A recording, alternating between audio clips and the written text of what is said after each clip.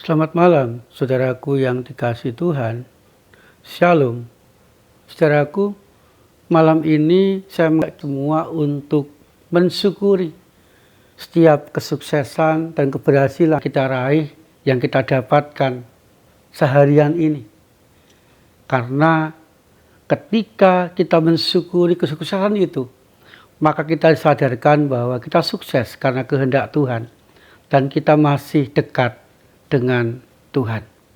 Saudaraku, malam ini sebelum kita mengistirahatkan tubuh kita, sejenak mari kita membaca dan merenungkan firman Tuhan. Tuhan, biarlah firman yang kami renungkan malam hari ini membuat kami semakin menyadari ketika kami sukses, itu merupakan anugerah Tuhan. Amin.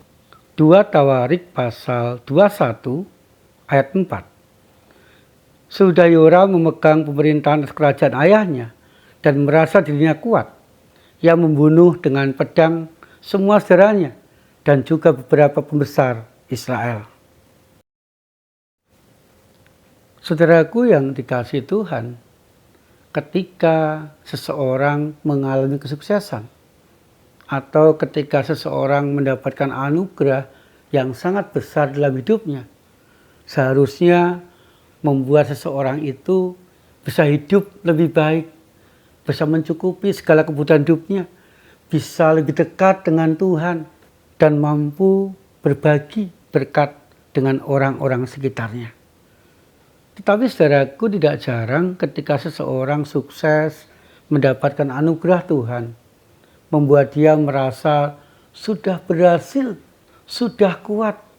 Dia merasa tidak membutuhkan orang lain lagi, merasa tidak membutuhkan Tuhan lagi, karena segala sesuatu sudah bisa dia kerjakan, dia punya segala-galanya. Saudaraku yang dikasihi Tuhan, mari kita menyadari bahwa kesuksesan dan anugerah yang kita dapatkan merupakan salah satu ujian kita. Apakah kita mampu mensyukuri itu? Apakah kita mampu tetap dekat dengan Tuhan? Atau sebaliknya, kita malah merasa kuat, merasa bisa, dan menjauh, melupakan Tuhan dari hidup kita.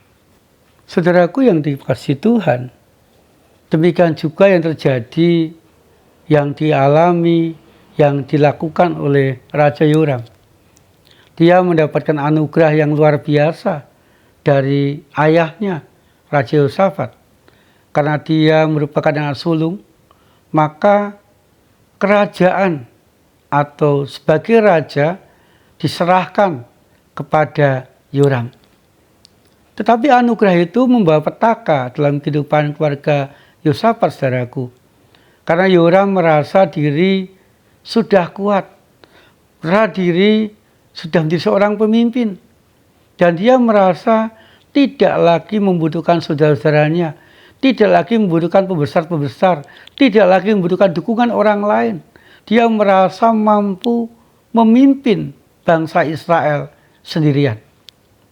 Sehingga firman Tuhan mengatakan bahwa ketika Yoram sudah mendapatkan kekuasaan dari ayahnya, ia merasa diri kuat, dan dikatakan dengan pedang Yoram membunuh semua saudaranya, termasuk beberapa pembesar Israel yang tentu berseberangan dengan dirinya.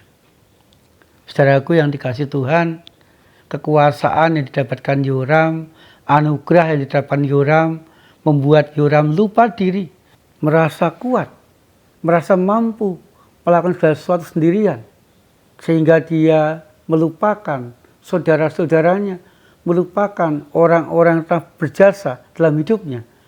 Dan Yoram pun melupakan Tuhan dengan segala kehendaknya, dengan melakukan pembunuhan terhadap semua saudaranya dan pembesar-pembesar Israel. Saudaraku yang dikasihi Tuhan, ketika Yoram sukses membuat dia jauh dari Tuhan dan membuat hidupnya semakin hancur, dan bangsa Israel pun juga hancur ketika dipimpin oleh Raja Yoram.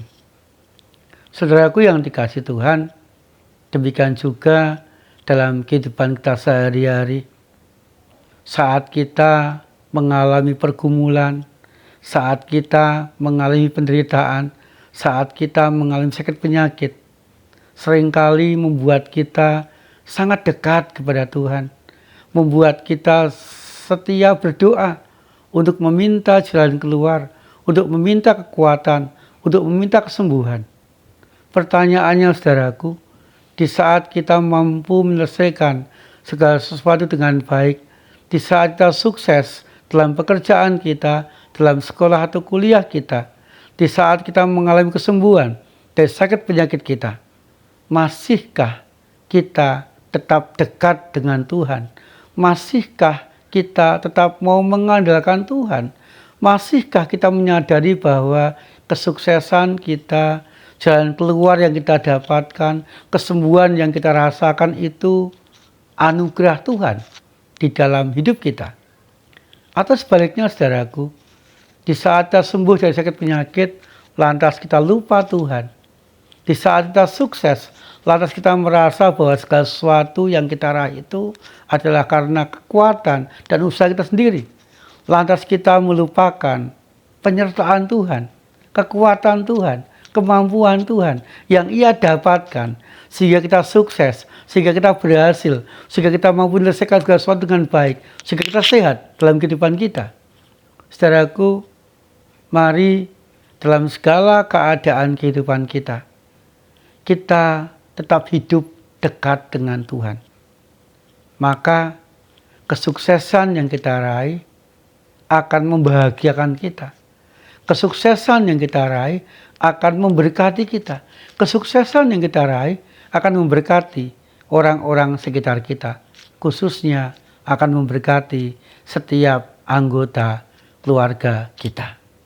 Saudaraku, tetaplah dekat, tetaplah membutuhkan Tuhan, tetaplah mengandalkan Tuhan dalam segala keadaan kehidupan kita, terkhusus ketika kita mengalami kesuksesan dan keberhasilan di sepanjang kehidupan kita. Amin. Saudaraku yang dikasihi Tuhan, malam ini marilah kita berdoa dan saling mendoakan seorang terhadap yang lain. Kami rindu ya Tuhan, kami boleh mensyukuri setiap keberhasilan, setiap kesuksesan dalam kehidupan kami. Kami juga rindu dimampukan Tuhan untuk senantiasa mensyukuri setiap berkat-berkat-Mu, setiap anugerah-Mu yang membuat kami mampu mencukupi segala kebutuhan kehidupan kami.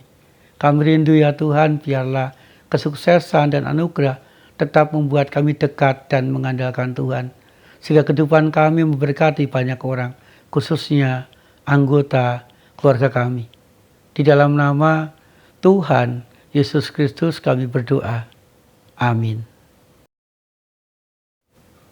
Saudaraku yang dikasihi Tuhan, mari kita menjalani kehidupan kita dengan semakin menyadari bahwa kesuksesan dan anugerah itu berasal dari Tuhan, agar kesuksesan dan anugerah Tuhan membahagiakan kita. Tuhan Yesus senantiasa menyertai dan memberkati kita.